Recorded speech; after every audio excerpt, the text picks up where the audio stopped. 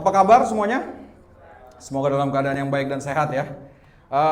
Pada siang hari ini tema kita baru saja setelah berminggu-minggu menyelesaikan tentang doktrin Allah Tritunggal, 10 minggu ya kira-kira. Kemudian tahun lalu juga kita udah menyelesaikan tentang doktrin keselamatan, bahkan kita udah belajar tentang doktrin Roh Kudus.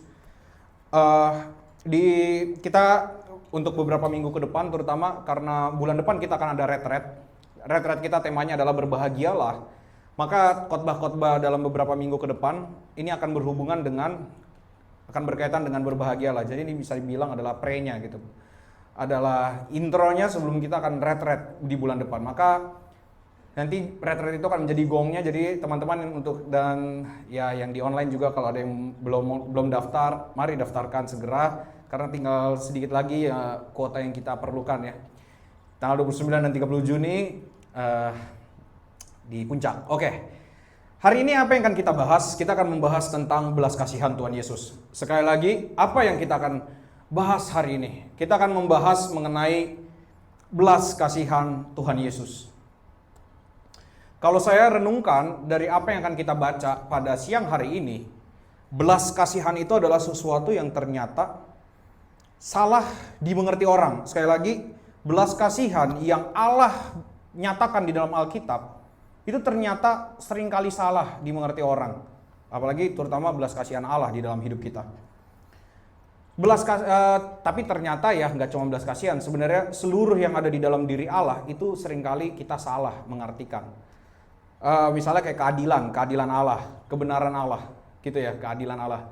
Kadang-kadang gitu kalau misalkan ada gitu lagu di gereja atau ada pendeta atau siapa ngomongin tentang Tuhan kau maha adil gitu ya, Tuhan kau adil sekali Tuhan. Itu sebenarnya ekspresinya kita harus takut loh. Kenapa? Adil itu bicara tentang hukum, gak mungkin enggak. Dan Alkitab selalu bicara tentang hukum gitu ya. Ada hukum, gak mungkin Alkitab itu tidak bicara tentang hukum, kebenaran, keadilan, gak mungkin. Dan ini yang harus kita ngerti, keadilan pasti akan bicara tentang hukum. Dan kalau kita bicara tentang Tuhan itu adil, terus tiba-tiba ada yang menjadi nangis karena terkesima dengan keadilan Tuhan. Pertanyaannya, keadilannya nih dia ngerti nggak nih? Apa maksud keadilan itu? Karena keadilan itu kaitannya dengan apa? Hukuman. Kita manusia berdosa pasti dihukum Tuhan. Nggak mungkin enggak. Siapa yang nggak dihukum Tuhan? Nggak ada yang bisa luput dari hukuman Allah. Nggak ada. Itulah makanya kita memahami, kita ditanggung oleh Kristus. Penghukuman kita ditanggung oleh Kristus. Jadi kita dihukum melalui Kristus. Maka yang percaya kepada Kristus pasti selamat. Karena hukumannya ditanggung Kristus, bukan kita yang menanggungnya. Nah, itu keadilan. Nah, sekarang kita bicara tentang belas kasihan. Pertanyaannya, belas kasihan apa artinya? Kalau kita pikir-pikir, definisi belas kasihan itu apa? Paling kita bisa mengartikan bahasa Inggris, compassion. Ya itu artinya belas kasihan juga, compassion, belas kasihan, ya udah. Tapi apa sebenarnya belas kasihan? Mungkin kita tidak bisa mengartikannya secara kata gitu ya.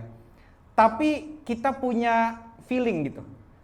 Belas kasihan artinya ujungnya adalah kenyamanan atau keamanan. Betul apa betul? Jadi kita merasa diberi belas kasihan kalau efeknya adalah rasa nyaman. Jadi kita merasa, makanya kita berdoa, Tuhan, di mana kita minta belas kasihan Tuhan? Tuhan, di mana belas kasihanmu? Karena apa? Meminta kenyamanan, keamanan. Betul betul. Kita sering mengaitkan belas kasihan Allah dengan tujuan kenyamanan, keamanan. Tapi pertanyaannya, apakah belas kasihan itu yang dimengerti oleh Alkitab?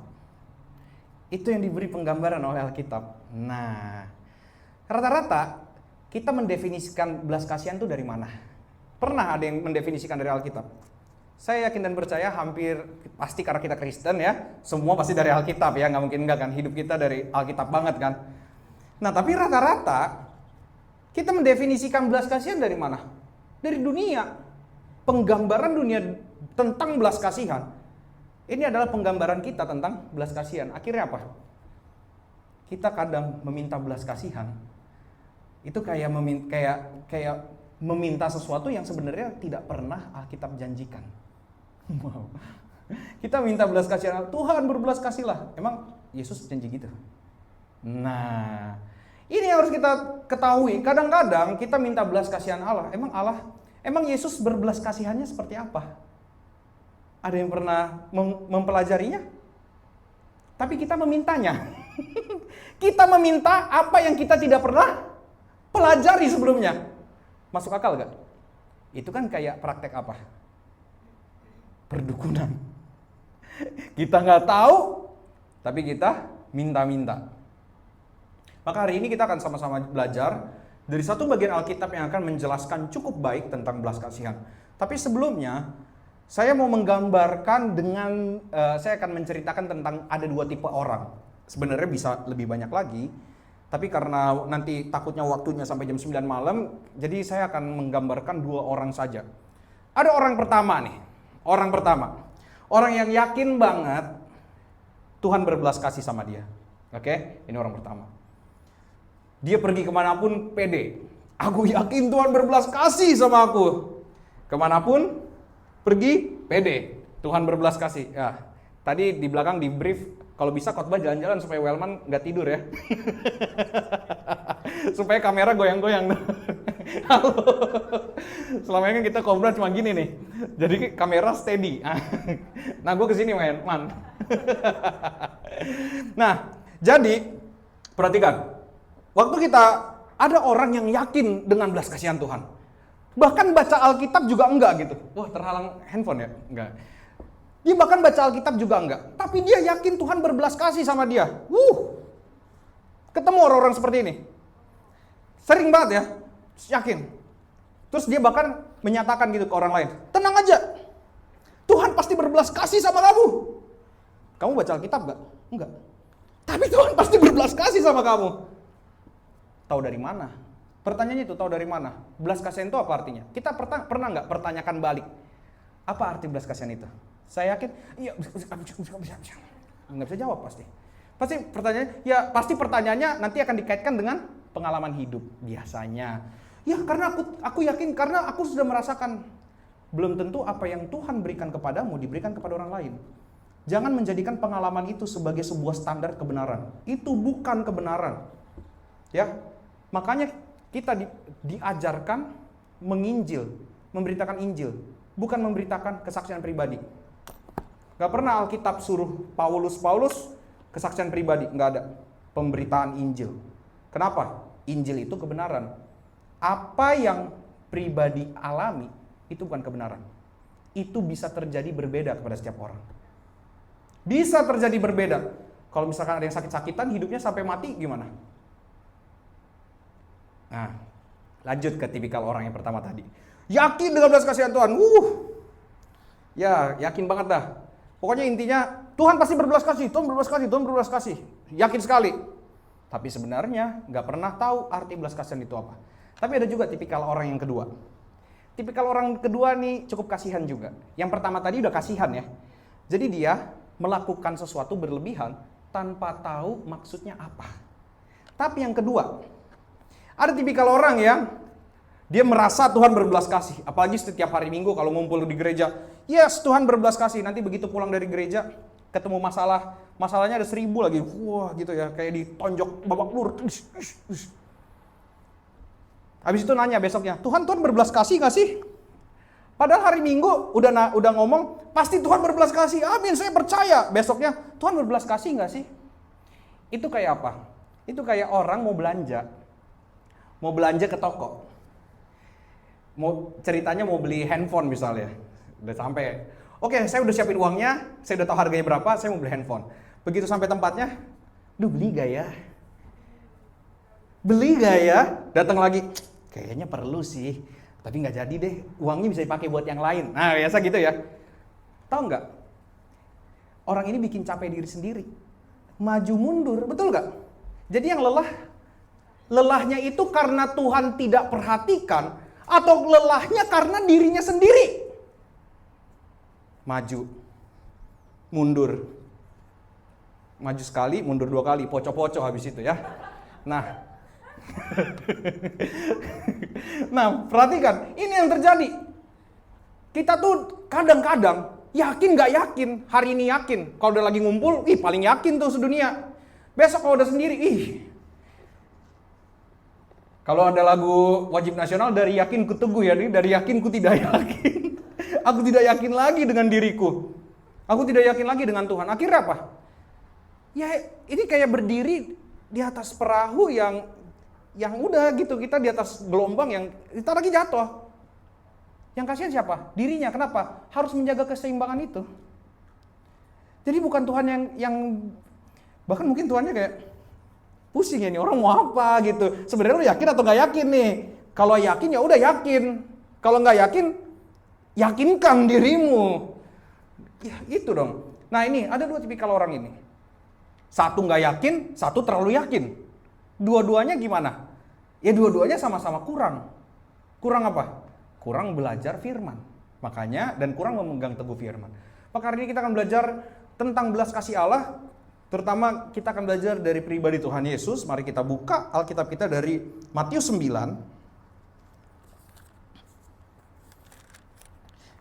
Sebenarnya saya janji minggu lalu Matius 11 kita bahas ya. Tapi saya melihat ini ada sebuah urutan cerita gitu. Kita akan baca dari Matius 9 di judul perikop belas kasihan Yesus terhadap orang banyak. Dan perikop ini tidak ada referensi di ayat lain. Jadi cuma di Matius doang. Matius 9 ayat 35 sampai 38. Belas kasihan Yesus terhadap orang banyak. Saya akan bacakan semuanya. Bapak, Ibu, teman-teman, semuanya kalau ada yang punya pulpen atau Alkitab atau segala macam, nanti mungkin bisa digaris bawah juga ya. Ayat 35, Matius 9. Demikianlah Yesus berkeliling, perhatikan di situ katanya. Berkeliling kemana? Perhatikan di situ ya, semua kota dan desa, garis bawah. Ini perlu di-highlight. Berkeliling ke semua kota dan desa. Di sini dia berkeliling desa dan kota ngapain? Ia mengajar dalam rumah-rumah ibadat, memberitakan Injil Kerajaan Sorga, serta melenyapkan segala penyakit dan kelemahan. Melenyapkan segala penyakit dan kelemahan, kita akan memakai terms pelayanan untuk menjadikannya di dalam zaman sekarang, gitu ya. Melayani, melenyapkan segala penyakit dan kelemahan, atau dalam kurung melayani. 36. Melihat orang banyak itu, tergeraklah hati Yesus oleh belas kasihan kepada mereka. Karena mereka lelah dan terlantar seperti domba yang tidak bergembala. Boleh kita garis bawah kata-kata tergeraklah hati Yesus oleh belas kasihan. Nah, terus ada kata lelah, terlantar, domba tidak bergembala. Maka katanya kepada murid-muridnya, tuaian memang banyak tetapi pekerja sedikit. Karena itu mintalah kepada Tuan yang mempunyai tuaian supaya mengirimkan pekerja-pekerja untuk tuaian itu. Ini yang akan kita bahas dari 35 sampai 38. Kita akan belajar 3 hal hari ini. Yang pertama, bagaimana sih belas kasihan Tuhan Yesus itu? Yang kedua, belas kasihan ini diberikan kepada siapa? Yang ketiga, apa solusi Yesus atas belas kasihan ini? Oke ya, belas kasihan Yesus seperti apa? Yang kedua, saya langsung aja bagi di depan ya. Biasa saya spill semuanya di depan, jadi di belakang gak ada sebuah hal yang mengagetkan lagi. Yang pertama, bagaimana yang akan kita pelajari, bagaimana belas kasihan Tuhan Yesus. Yang kedua, kepada siapa Yesus berbelas kasihan. Yang ketiga, apa yang Yesus lakukan atau solusi Yesus atas belas kasihannya. Oke, kita bahas dari yang pertama ya. Bagaimana belas kasihan Tuhan Yesus. Kita baca lagi ayat 35. Demikianlah Yesus berkeliling ke semua kota dan desa. Ia mengajar dalam rumah-rumah ibadat dan memberitakan Injil Kerajaan Sorga serta melenyapkan segala penyakit dan kelemahan. Ayat 36 ngomong apa? Melihat orang banyak itu, tergeraklah hati Yesus oleh belas kasihan. Ada yang unik nggak dari 2 ayat ini? Yang unik adalah gini. Di ayat 35 itu ada mengajar, menginjil dan melayani. Tapi kenapa dibilang belas kasihannya baru di ayat 36? Iya nggak? Kenapa belas kasihannya nggak duluan? Kenapa nggak ditulis duluan? Tapi yang ditulis duluan malah ia mengajar, menginjil, dan melayani. Kenapa itu dulu? Baru belas kasihan. Panjang nih ya kayak. Mungkin gini. Nah, kita akan coba sama-sama perhatikan. Jadi apakah Yesus belas kasihannya tiba-tiba baru muncul? Atau jangan-jangan dia melakukan sesuatu bisa tanpa belas kasihan? Itu tidak mungkin. Tidak mungkin Yesus melakukan segala sesuatu tanpa belas kasihan. Lalu kenapa Matius menulisnya seperti ini? Nah, kita harus mengetahui. Pertama, saya akan bagikan dua hal dari bagian ini. Yang pertama, ini sebenarnya adalah introduction atau pendahuluan cerita untuk masuk ayat pasal 10. Pasal 10 cerita tentang apa? Nah, tadi poin ketiga kita apa? Solusi yang Yesus berikan. Solusi yang Yesus berikan nanti apa? Pasal 10, memanggil ke-12 rasul. Kok belas kasihan sama 12 rasul? Hubungannya apa? Nah, kita bangun dulu ya. Informasinya kita bangun dulu. Pelan-pelan ya. Kenapa geleng-geleng, Jeb? Ya, jadi gini ya.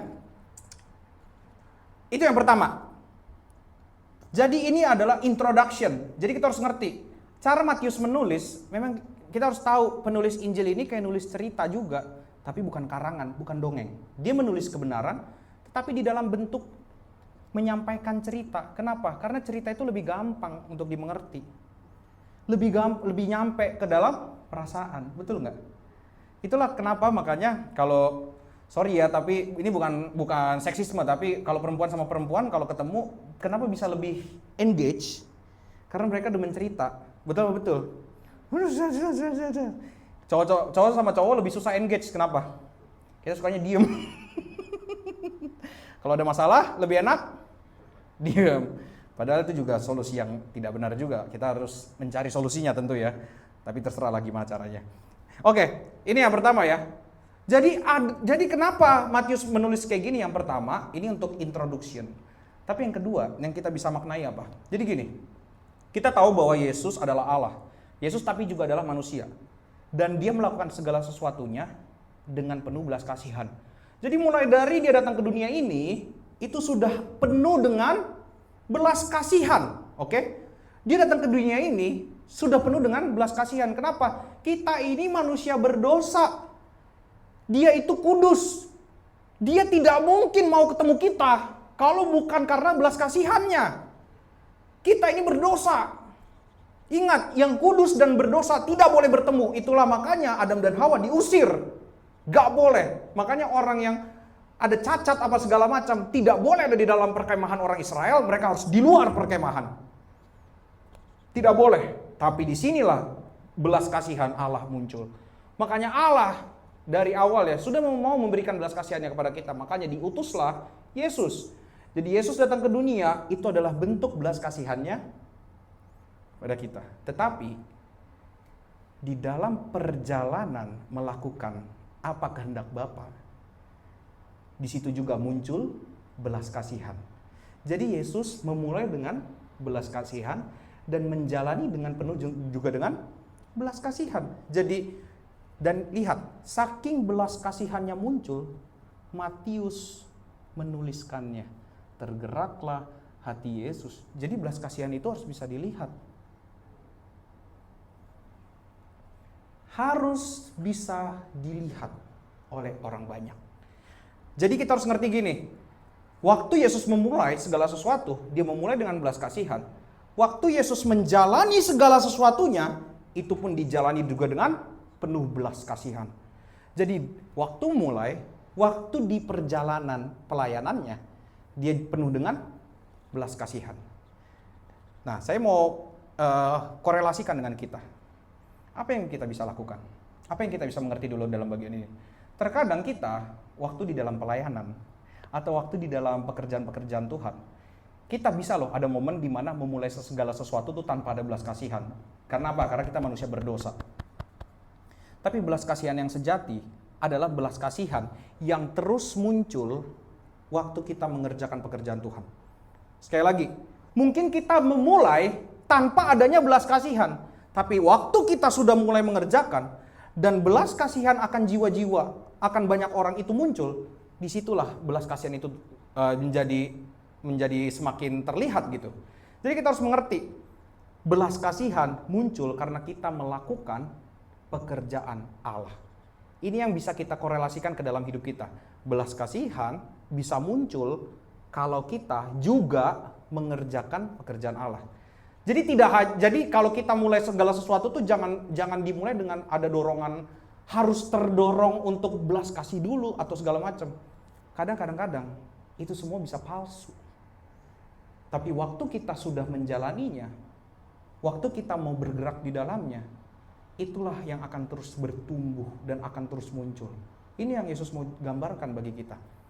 Seharusnya semakin kita terlibat di dalam pelayanan kepada Tuhan, semakin belas kasihan itu muncul. Dan kita akan melihat belas kasihannya Yesus tuh kayak gimana. Coba lihat di ayat 36. Ini waktu saya renungkan ayat 36 ini, wow. Perhatikan, melihat orang banyak itu, katanya apa? Tergeraklah hati Yesus oleh belas kasihan itu pada mereka. Karena mereka lelah. Karena mereka lelah. Oke, pertanyaannya, Yesus lelah gak? Kenapa dia lelah? Yesus lelah gak? Ayat 35. Lelah karena apa? Dia keluar masuk kota dan desa. Setelah itu dia ngapain? Dia mengajar, menginjil, melayani. Lelah gak? Kok bisa dia yang lelah, tapi dia justru yang lihat orang lain itu lelah? Dia nggak melihat dirinya yang lelah. Dia melihat orang lain yang lelah, dia nggak melihat dirinya yang lelah. Inilah belas kasihan itu. Seharusnya kita kalau di dalam pelayanan, di dalam segala aspek pelayanan atau kehidupan kita, kalau kita bekerja semakin serius terhadap sesuatu tersebut, membuat kita semakin berbelas kasih sama orang lain. Bukan membuat kita semakin menuntut belas kasihan dari orang lain. Itulah makanya pelayanan itu penuh dengan kepalsuan ketika apa? Kita capek, tapi minta dihargai terus sama orang lain. Bahkan belum bekerja sedemikian rupa, udah minta-minta penghargaan. Baru disakitin sedikit langsung, nggak mau deh sama dia. Gak bisa nih gue kayak gini, kayaknya gereja ini terlalu toksik deh. Terlalu banyak, aduh, gitu ya. Merasa paling disakiti, tapi Yesus banyak gak musuhnya? Yesus banyak gak musuhnya? Banyak kalau baca-baca pasal-pasal sebelumnya. Musuhnya siapa? Yang terang-terangan di Matius 4. Iblis musuhnya. Sampai muncrat ya. Iblis musuhnya Yesus. Terang-terangan di pasal 4. Terus siapa lagi musuhnya? Ahli Taurat, orang Farisi. Pertanyaannya, dia lelah gak? Dia lelah gak? Harus jalan keliling, harus mengajar, harus menginjil, harus melayani. Lelah gak? Tapi kenapa? Kok bisa dia melihat orang lain yang lelah? Kok bisa dia gak menganggap dirinya yang lelah? Itulah makanya kita mengerti, belas kasihan itu adalah bahan bakar. Bahan bakar untuk mengerjakan pekerjaan Allah. Sekali lagi ya, belas kasihan itu adalah bahan bakar untuk mengerjakan pekerjaan Allah. Makanya kalau kita tidak terlibat di dalam pekerjaan Allah, tidak akan pernah ada bahan bakar itu untuk kita lakukan belas kasihan itu. Makanya kalau kita cuman diam-diam aja, justru kalau kita udah di dalam gereja, kalau kita bilang kita adalah anggota gereja, harusnya apa? Aktif. Jangan dikit-dikit menunggu instruksi. Ini sebenarnya apa gitu ya. Tapi giliran kasih instruksi melawan gitu. Jadi kita harus gimana gitu. Kadang-kadang kita pusing di situ. Jadi kita harus mengerti. Justru ketika kita berbelas kasih, kita jadi tahu. Ketika kita mau bergerak di dalam pekerjaan Tuhan, engkau akan tahu justru yang lelah bukan engkau. Yang lelah adalah orang lain yang ternyata belum mendapat belas kasihan Tuhan. Makanya kalau kita datang gereja hanya untuk menuntut perhatian, kaulah yang paling lelah. Dan pelayananmu palsu sekali. Pelayananmu palsu. Kenapa? Kau minta perhatian terus. Seharusnya kau tahu, kau sudah diperhatikan Tuhan, dan Tuhan menginginkan kau berbuah. Bukan mengambil, bukan mencuri dari dalam gereja, tapi memberikan buah bagi pertumbuhan umat-umat Tuhan. Ini yang harusnya kita lakukan di dalam hidup kita. Jadi itu ya yang kita bisa lihat. Ini adalah belas kasihan Tuhan. Bagaimana Tuhan berbelas kasih? Tuhan berbelas kasih ketika dia mengerjakan, Yesus berbelas kasih ketika dia mengerjakan pekerjaan Allah. Jadi mari di dalam poin ini kita sama-sama mengerti dulu. Mari kita kerjakan pekerjaan Allah agar kau tahu ternyata banyak orang yang hidupnya lelah dan terlantar. Kenapa jangan-jangan kita hidup terlalu menikmati diri kita sendiri atau mencari keuntungan diri sendiri? Jangan-jangan kau nggak tahu yang lain itu udah lelah dan terlantar, atau jangan-jangan kau yang menginjak orang itu sampai orang itu lelah dan terlantar. Hati-hati. Jadi kita di sini, kita yang mana? Semakin kita bergerak di dalam pelayanan kepada Tuhan, muncullah, biarlah belas kasihan Tuhan. Belas kasihan seperti yang Yesus gambarkan, yang Yesus berita, yang Yesus ajarkan, yang Yesus tunjukkan kepada kita, itu juga muncul dalam hidup kita. Oke? Yang kedua, kita akan membahas tentang yang lelah. Kepada siapa Yesus berbelas kasih? Tadi yang pertama kita lihat bagaimana. Yang kedua, kepada siapa Yesus berbelas kasih? Di sini ada kata-katanya di ayat, udah jelas di situ ya. Jadi kita nggak ada poin-poin yang wow gitu ya, nggak ada. Kita hanya melihat dari firman, mengambil dari firman aja poinnya semua. Di sini apa ayatnya di ayat 36? Melihat orang banyak itu, tergeraklah Yesus oleh belas kasihan kepada mereka. Karena mereka lelah dan terlantar seperti domba yang tidak bergembala. Mungkin waktu kita baca bagian ini atau mendengarkan khotbah-khotbah gitu ya, ada kata lelah gitu. Biasa dikaitkan dengan apa? Lelah jiwa ya. Aduh, lelah emosi. Tuhan, aku lelah. Lelah. Capek, hidup capek. Kayaknya yang layak ngomong itu Tuhan Yesus. Capek, tapi Tuhan gak ngomong gitu ya. Gimana kalau Tuhan Yesus ngomong capek? Tuhan, tolong. Aku di rumah begini, di sekolah begini, di kerjaan begini. Jadi yang begitu apa Tuhan? Semua begini. Apa dong yang begitu? Apa hidup yang begitu itu apa? Nah, kadang-kadang kalau kita lihat, langsunglah kita menerima, tenang, Tuhan berbelas kasih kepada yang lelah-lelah. Betul? Apalagi kan ini benar gak ayat yang ngomong kayak gitu? Tuhan berbelas kasih kepada yang lelah. Tapi apakah lelah jiwa? Apakah lelah emosi? Atau lelah... Ada lagu baru-baru ini muncul ya, lagu lama sebenarnya, emosi jiwa. Gue jadi teringat ya lagu itu ya. Lelah, apakah lelah-lelah itu? Lelah jiwa, lelah fisik. Oh, kita lihat, makanya kita waktu baca Alkitab, waktu ada kata lelah ini, sebentar, bilang sama dirimu sebentar. Kita perlu cek ayat 35 dulu. Nah, gitu, baca Alkitab tuh jangan langsung, oke, ini lelah. Ini berarti artinya lelah fisik, lelah emosi. Oke, 35 ngomongnya apa? Demikian Yesus berkeliling ke semua kota dan desa. Ia mengajar dalam rumah-rumah ibadat dan memberitakan Injil kerajaan sorga serta melenyapkan segala penyakit dan kelemahan. Siapa oknum yang melakukan hal ini biasanya? Hamba Tuhan. Betul gak? Yang melakukan ini, stereotipnya ya, atau mungkin yang porsi terbesarnya, jemaat juga. Tapi porsi terbesarnya siapa? Hamba Tuhan.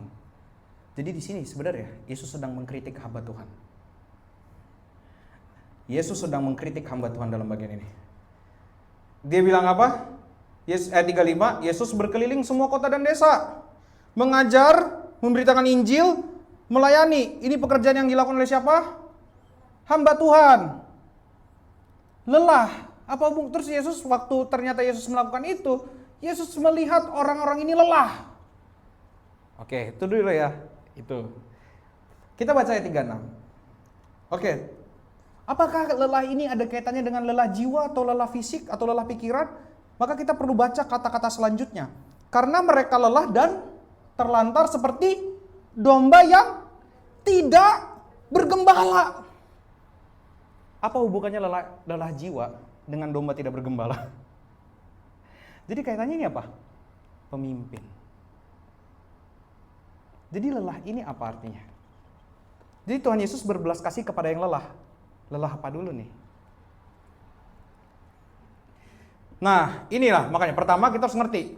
Lelah jiwa, lelah emosi lelah pikiran itu hanyalah buahnya. Oke, hanyalah buahnya, tapi ada akarnya. Akarnya karena apa? Dan Yesus berbelas kasih atau Yesus kasihan sama orang-orang karena akarnya ini, bukan karena lelah jiwanya ini akibatnya. Tapi karena apa? Nah, kalau mau dibaca bahasa Yunaninya, kata lelah ini punya arti, atau baca nanti versi ESV, English Standard Version. Kata lelah ini itu menggunakan kata, bahasa Inggrisnya adalah harassed. Harassed ini pernah dengar kata sexual harassment? Harassment itu artinya apa? Pelecehan. Kata lelah dalam bagian ini artinya adalah pelecehan. Lelah karena dilecehkan. Wah, dilecehkan? Jadi ini harus ngerti dulu, dilecehkan apa? Dilecehkan oleh oknum-oknum hamba Tuhan. Makanya kita perlu membandingkan ini dengan Yehezkiel 34. Mari kita buka. Yehezkiel 34.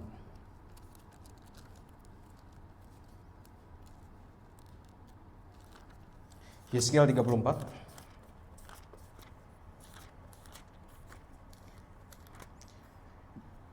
Bisa dibaca dulu judul perikopnya apa? Melawan gembala-gembala yang jahat. Dan kita harus ngerti dulu, kondisi yang terjadi di zaman Yehezkiel, bahkan di zaman Matius, bahkan di gereja-gereja zaman sekarang tuh kayak gini. Saya akan bacakan dari ayat pertama ya. Lalu datanglah firman Tuhan kepadaku, hai anak manusia, bernubuatlah melawan gembala-gembala Israel. Melawan ya. Bernubuatlah dan katakan kepada mereka, kepada gembala-gembala itu, beginilah firman Tuhan. Firmannya apa? Celakalah gembala-gembala Israel yang menggembalakan dirinya sendiri. Wow. Bukankah domba-domba yang seharusnya digembalakan oleh gembala-gembala itu? Kamu menikmati susunya, dari bulunya kamu buat pakaian, yang gemuk kamu sembelih. Ngeri kali. Tapi domba-domba itu sendiri tidak kamu gembalakan. Yang lemah tidak kamu kuatkan, yang sakit tidak kamu obati, yang luka tidak kamu balut, yang tersesat tidak kamu bawa pulang, yang hilang tidak kamu cari, melainkan kamu injak-injak mereka dengan kekerasan dan kekejaman. Dengan demikian mereka berserak, terlantar. Tadi Matius 9, ingat ada lelah dan terlantar? Berserak. Oleh karena gembala tidak ada dan mereka menjadi makanan bagi segala binatang di hutan. Bayangin, domba gak punya kekuatan, tiba-tiba jadi makanan binatang di hutan. Takut gak? Makanya hidupnya lelah. Karena apa? Penuh ketakutan.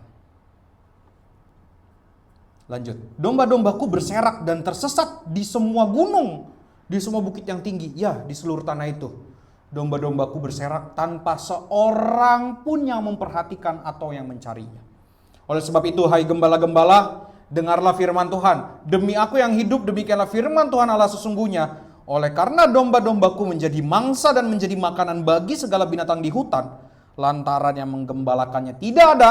Oleh sebab gembala-gembalaku tidak memperhatikan domba-dombaku, melainkan mereka itu menggembalakan dirinya sendiri, tetapi domba-dombaku tidak digembalakannya. Oleh karena itu, hai gembala-gembala, dengarlah firman Tuhan. Beginilah firman Allah, aku sendiri akan menjadi lawan gembala-gembala itu. Dan aku akan menuntut kembali domba-dombaku dari mereka.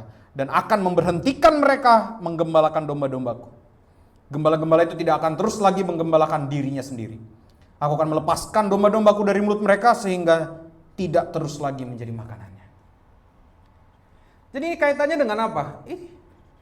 Susunya diperas, bulunya dijadikan apa? Kain, pakaian. Itulah pelecehan yang dilakukan apa? Yang dilakukan siapa? Hamba-hamba Tuhan. Pelecehan yang dilakukan oleh hamba-hamba Tuhan. Jadi sekarang kita mengerti dulu. Domba lelah karena apa? Apakah karena hidup mereka sulit atau karena apa? Bukan ternyata. Poin paling penting adalah karena mereka tidak digembalakan dengan baik.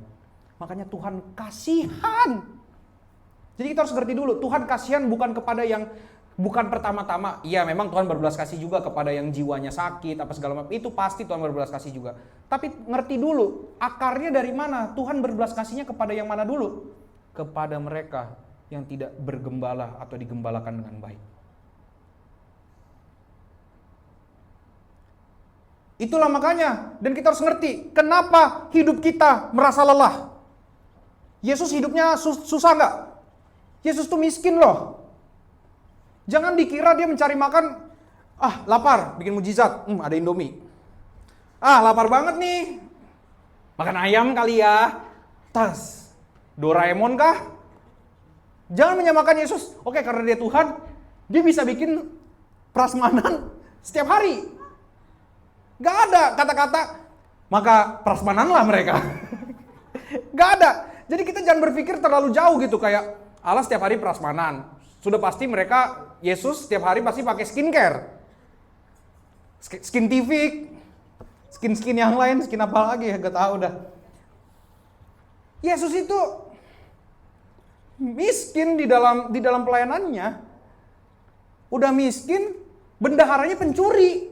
Tragis gak tuh punya pemuritan kayak gitu? Yudas itu pencuri loh. Padahal dia dari semua murid, dia yang paling pintar karena dia ahli Taurat. Yudas itu ahli Taurat, dia bendahara, tapi dia pencuri. Gokil gak? Hancur gak? Bayangkan ya, kalau Yesus saat itu sedang bikin gereja kayak gini juga. Gitu ya. Yesus pelayanan, bendaharanya mencuri uang. Ya, minggu depannya lah, pinjol. Ya sekarang, ya nggak ada loh. Yesus dibilang, dia mengadakan mujizat, uangnya langsung setumpuk. Kalau kayak gitu inflasi bangsa Israel, saya yakin inflasi. Nggak ada. Jadi jangan dikira kayak, wah karena dia Tuhan. Kita tuh langsung menstereotipkan dia Tuhan. Tapi jangan lupa dia itu manusia juga. Dan mengambil rupa sebagai manusia, dia mengosongkan diri. Bacalah kitab Efesus ya, betul, Filipi ya, Filipi 2 tentang mengosongkan diri, kenosis. Boleh digali itu nanti. Nah, jadi kita harus ngerti ini. Jadi Yesus di dalam pelayanannya lelah. Lelahnya apa? Udah, ya kan kalau kita kan kadang-kadang pelayanan atau ke gereja jadi terlantar karena apa? Nggak ada duit. Nggak bisa dia naik MRT, kenapa? Kosong flashnya. Di tap, malah tempatnya yang rusak gitu ya. Nah, ini harus kita tahu, gak ada, Yesus jalan kaki. Gak naik Grab dia, pelayanan gak naik Grab, jalan kaki. Gak naik keledai, dia naik keledai dalam cerita Alkitab cuma sekali. Waktu mau masuk Yerusalem. Sisanya gak ada dia naik apa, naik kaki. Ngeluh gak? Enggak. Yesus jauh perginya. Kota sama desa, kira-kira jarak dari kota ke desa jauh nggak? Dari kota ke kota aja, ya saya dari kota Jakarta Utara ke Jakarta Selatan, itu jauh kan? Ini ke desa lagi, jauh nggak? Bayangkan, pelayanan Yesus kayak apa? Tapi lihat bagaimana Yesus justru tidak memandang dirinya yang lelah. Yang dia pandang adalah kasihan orang-orang yang apa? Yang tidak bergembala. Justru orang-orang yang tidak mengenal siapa Tuhan, itu adalah orang yang paling kasihan. Kenapa? Yesus hidupnya menderita, tapi dia tidak pernah merasa penderitaannya adalah sesuatu yang harus ditangisi. Ya, Yesus merasa hidupnya menderita. Yesus harus melawan dosa, harus melawan iblis, harus melawan semuanya. Tapi dia tidak pernah merasa hidupnya yang paling menderita atau paling lelah. Tapi dia lihat yang lain lelah. Coba sekarang, perhatikan. Waktu engkau saat ini ada, kau merasa dirimu yang paling lelah kah? Engkau merasakah dirimu yang paling lelah di dalam hidup? Jangan-jangan belas kasihan di dalam dirimu sudah mati. Jangan-jangan kau juga belum percaya kepada Tuhan, sehingga tidak ada belas kasihan itu. Nah, perhatikan ya. Jadi, bangsa itu dilecehkan oleh pemimpinnya sendiri. Jadi kenapa domba-domba lelah? Karena mereka tidak digembalakan dengan baik. Dan itulah makanya Yesus melakukan apa? Yesus mengajar. Yesus juga ngapain? Menginjil. Yesus juga ngapain? Melayani. Jadi ingat, Yesus tidak hanya sekedar melayani. Dia ngapain juga? Mengajar. Dia juga ngapain? Menginjil. Sekali lagi. Jadi Yesus tidak hanya sekedar melayani, tapi juga ngapain? Mengajar, menginjil. Maka kalau kita udah fokusnya, ayo kita melayani Tuhan, ya. Yesus juga mengajar dan menginjil. Ayo dong, mengajar dan menginjil juga. Kenapa fokus utamanya hanya pelayanan-pelayanan aja? Kau juga harus mengajar dan menginjil. Kan kita melakukan apa yang Yesus lakukan kan? Katanya Kristen. Makanya kita juga harus belajar untuk mengajar, menginjil, dan melayani. Jadi jangan cukup hanya sekedar menjadi worship leader, singer, pemain musik di sini. Engkau harus bisa mengajar. Mengajar apa? Firman. Mengajar doktrin-doktrin Allah Tritunggal itu. Yang minggu lalu. Perbedaan, masih ada yang ingat perbedaan gereja timur dan gereja barat? Puji Tuhan ya, saya sudah lupa semuanya.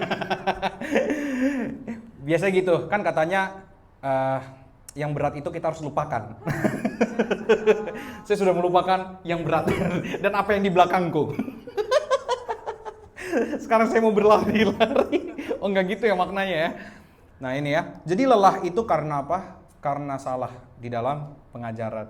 Nah dalam seminggu ini saya sempat mengajarkan tentang Allah Roh Kudus lah kepada seseorang yang saya tidak perlu sebutkan namanya siapa.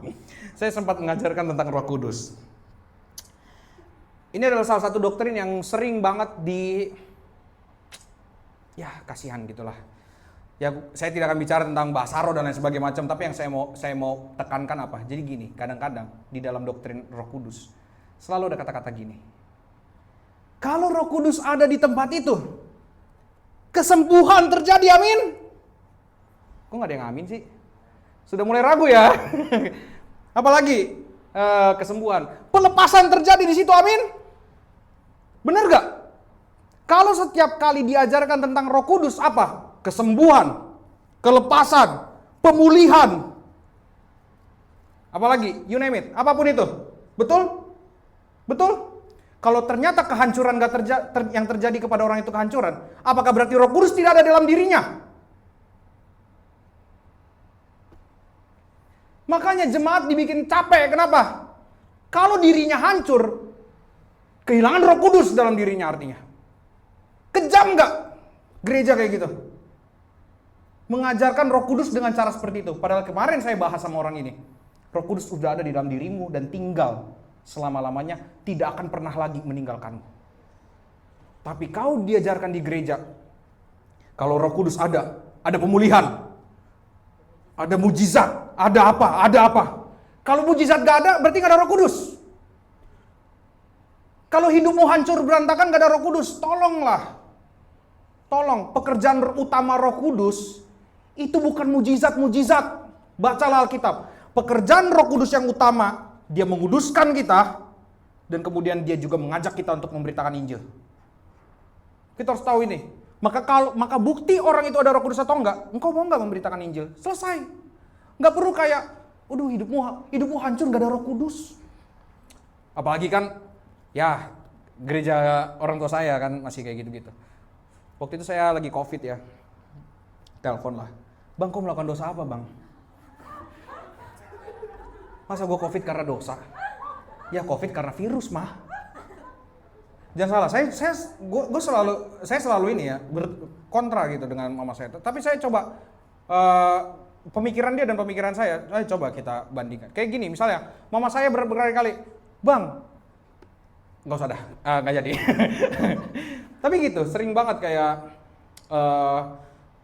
seperti itu. Tapi saya nggak akan membiarkan kebenaran diinjak-injak demi yang namanya membuat hati seseorang itu menjadi nyaman sama saya. Nggak apa-apa. Saya ditinggalkan atau saya diinin, nggak apa-apa. Yang penting kau harus tahu yang benar apa. Seperti kemarin ada orang yang cerita sama kami.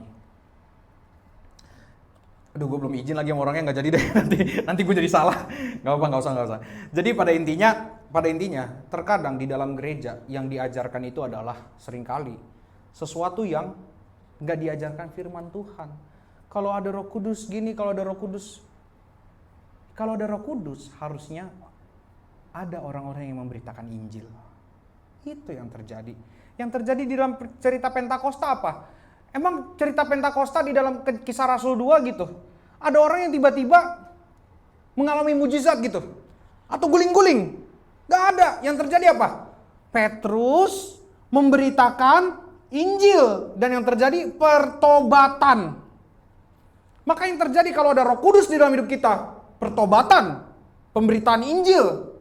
Bukan lagi bicara tentang kalaupun Tuhan mau memulihkan hidup kita, itu anugerah, itu bukan the first choice of your life.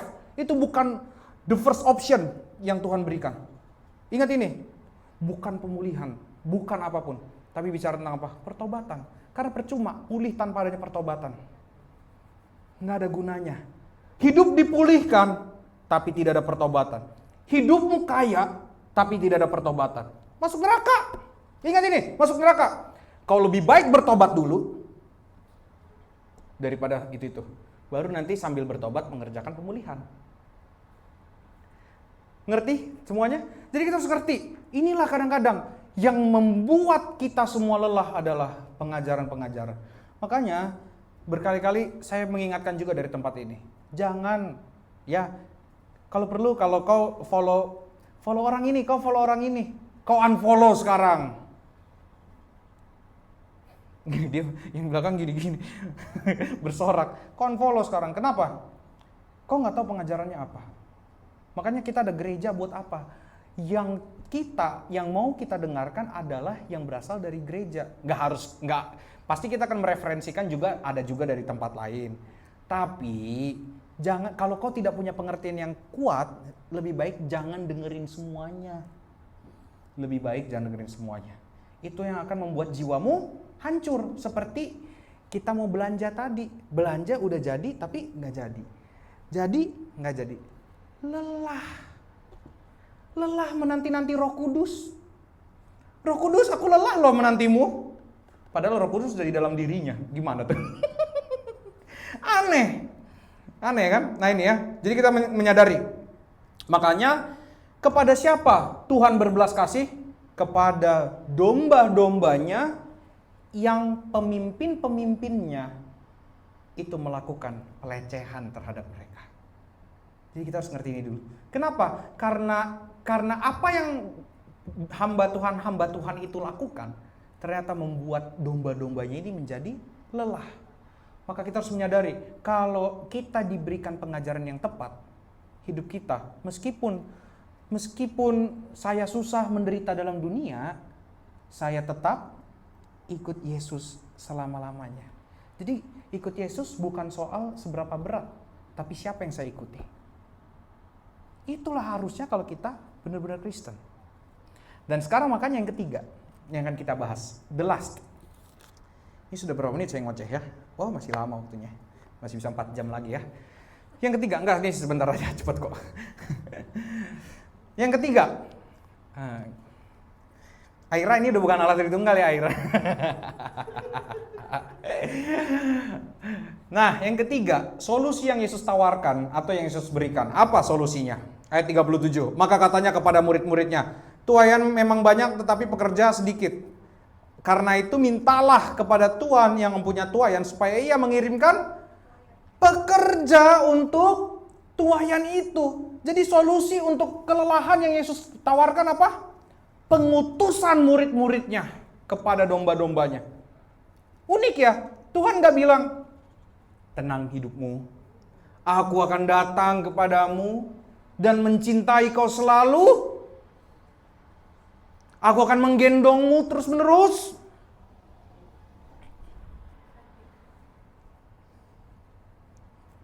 Tapi Yesus bilang apa? Oke, ini mereka lelah. Solusinya apa? Utus murid. Aneh nggak? Nggak masuk akal ya? Nggak masuk akal. Tapi ternyata itu yang dibutuhkan oleh domba-domba. Yaitu apa? Murid-murid Tuhan. Kenapa? Murid-murid ini lah yang mengenal siapa Tuhan. Dan murid-murid ini punya visi yang sama dengan Tuhan. Yaitu apa? Makanya yang mereka kerjakan apa? Mengajar, menginjil, melayani. Nanti itu bisa dilihat kisahnya di dalam Kisah Rasul. Makanya kita adalah orang-orang, kalau kita bilang murid-murid Tuhan, maka kita harus mengerti Setelah kita selesai dengan semua diri kita, setelah kita sudah tidak lagi memandang diri kita yang paling lelah, kau harus sadar, banyak di luar sana orang-orang yang masih lelah. Karena apa? Karena mereka tidak bergembala. Makanya kita di gereja ini, kita bikin apa? Pemuritan. Adanya pemuritan, supaya apa? Supaya jangan ada yang lelah. Setiap orang ada gembalanya masing-masing. Itu ya. Setiap orang ada yang megang, ada pemimpinnya. Dan pemimpinnya harus bertanggung jawab atas hidup orang tersebut. Di sini ada, dan sebagian besar di sini, nah misalnya kayak Kevin menggembalakan Jere. Jadi Jere tidak langsung digembalakan oleh saya, tapi Kevin digembalakan oleh, kebalik, Jere digembalakan oleh Kevin digembalakan oleh saya. Makanya kita mengajarkan pemuritan supaya apa? Kita lebih personal, lebih menyentuh lagi, dan juga supaya tidak lelah jiwamu. Kita semua membutuhkan gembala. Saya pun ada, mentor saya ada. Dan bulan depan dia yang khotbah di retret juga. Itu anak pemuritan saya tuh tadi ngurusin sound system, dia udah hilang. Ya dia main volley kayak sebelah. Bukannya bantuin pelayanan. Malah main volley di sebelah. Nah jadi ini, apa solusi bagi kelelahan jiwa, bagi jiwa yang terlantar yang Tuhan berikan? Solusinya apa? Murid-murid Tuhan. Solusinya adalah pengutusan murid-murid Tuhan. Maka jika engkau adalah murid-murid Tuhan, engkau sadar, engkau diutus untuk membagikan belas kasih Tuhan. Makanya pandanglah sebelahmu, pandanglah dunia ini dengan penuh belas kasihan. Bukan karena mereka miskin, bukan karena mereka hidupnya susah. Karena engkau juga miskin dan susah. Kalau kekayaanmu belum mencapai Rafathar yang tidak bekerja dia sudah langsung kaya, kau masih miskin. Gak bercanda ya guys. Ya kan Rafathar lahir dalam keadaan bergelimang harta. Ya kan? Kalau kita lahir dalam bergelimang dosa. Kayak kita emang. Tapi kita lahir di dalam kandungan kita sudah berdosa. Itu kata Mazmur 51. Nah jadi perhatikan. Kita harus menyadari. Kalau engkau adalah murid-muridnya Tuhan.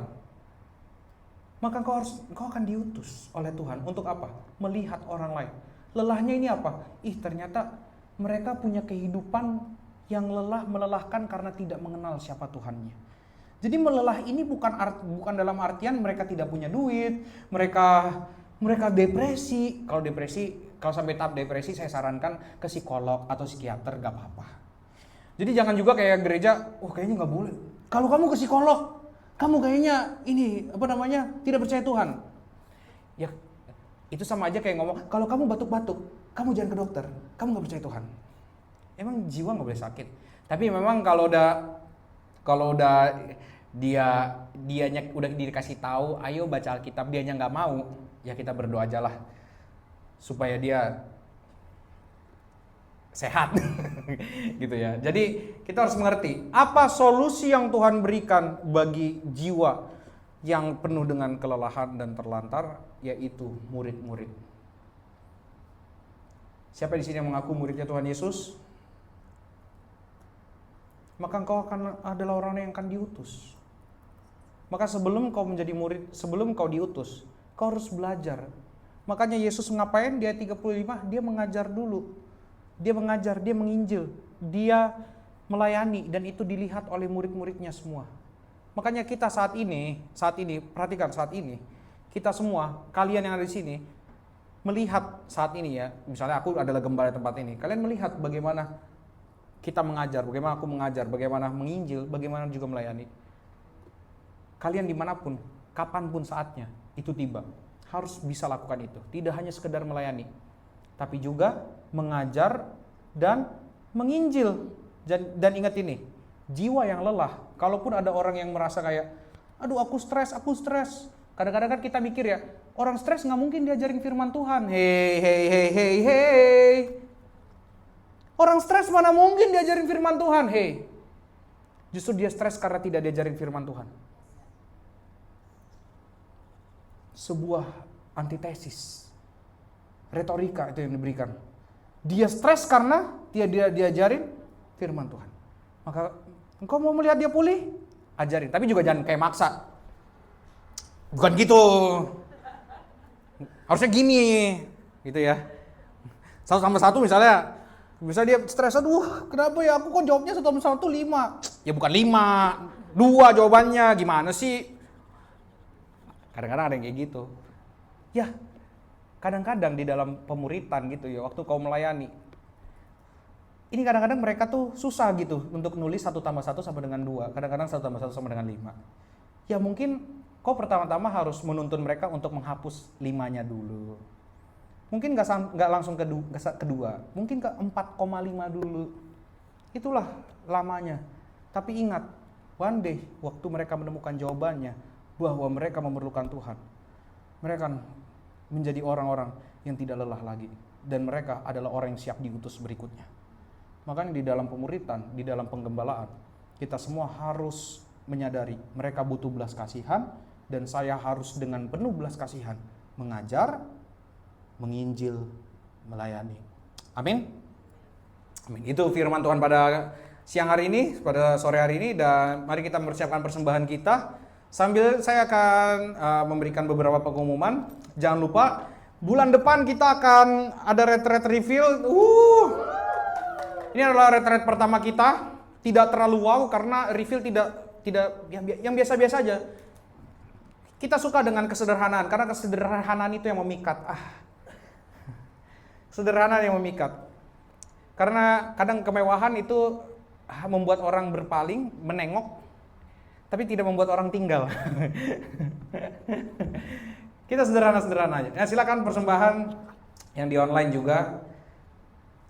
Tanggal 29 dan 30 Juni nanti akan di brief kita. Dan jangan lupa buat teman-teman yang belum membayar uang pendaftaran, uangnya wajib dibayar paling terakhir 2 Juni 2024 jam 23.59. Ya, 2 Juni. Jadi tolong lunasi. Buat teman-teman yang masih ragu, jangan ragu, ikut. Jangan ngelihat asik-asiknya acara. Ini tuh retret. Ini bukan konser musik.